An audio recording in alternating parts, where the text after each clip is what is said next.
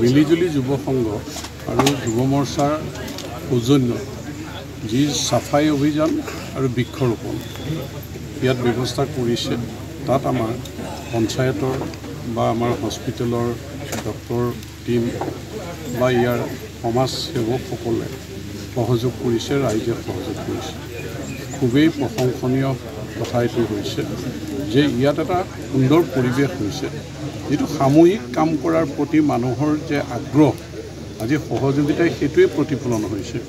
মই খন্তেক আগতে জামুগুৰি চেণ্টাৰত আমাৰ অখিল ভাৰতীয় বিদ্যাৰ্থী পৰিষদৰ জামুগুৰি শাখাই এনেকেই চাফাই অভিযান আৰু বৃক্ষৰোপণৰ কাৰ্যসূচী তেওঁলোকে লৈ কৰিছে।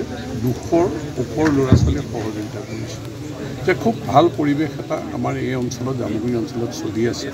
খালি আমি ইতিবাচক চিন্তাৰ এই পৰিৱেশটো আগুৱাই লৈ যাব লাগে। ৰাইজৰ সহযোগিতা যিহেতু উদাৰ মনেৰে আগবাঢ়ি আহিছে, তেওঁলোককো আমি সঠিকভাৱে আগুৱাই লৈ যাব লাগে। নিশ্চয় আমাৰ জেগাটোৰ উন্নতি হ'ব, কৰ্ম সংস্কৃতিৰ যাত্ৰাটোও আমি লৈ যাব পাৰিম। যে গ্ৰাম্য অৰ্থনীতি টনকিয়াল কৰিবৰ কাৰণে সমূহীয়া এই পদক্ষেপবিলাক লাগিব আৰু ভাল পৰিৱেশ লাগিব। সেই পৰিৱেশেই আজি ইয়াত সৃষ্টি কৰাৰ কাৰণে মিলিজুলি যুৱ সংঘ আৰু যুৱ মৰ্চালৈ, আমাৰ ভাৰতীয় জনতা পাৰ্টীৰ যুৱ মৰ্চালৈ মই ধন্যবাদ জ্ঞাপন কৰিছোঁ। সহযোগিতাৰ কাৰণে ৰাইজলৈও কৃতজ্ঞতা জনাইছোঁ।